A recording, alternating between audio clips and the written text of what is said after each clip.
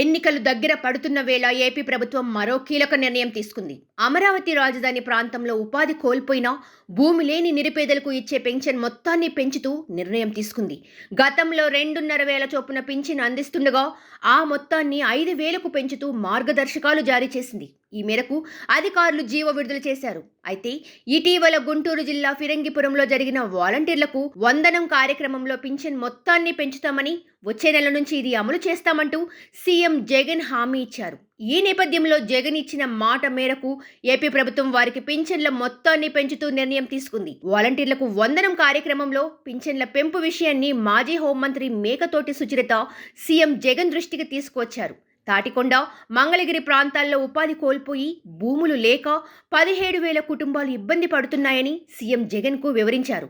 వీరికి అందించే పింఛన్ మొత్తాన్ని 2,500 నుంచి 5,000కు పెంచాలంటూ సీఎం జగన్ను అభ్యర్థించారు. మేకతోటి సుచరిత అభ్యర్థనలపై సానుకూలంగా స్పందించిన జగన్ వచ్చే నెల నుంచి పింఛన్ మొత్తాన్ని రెట్టింపు చేస్తామని హామీ ఇచ్చారు.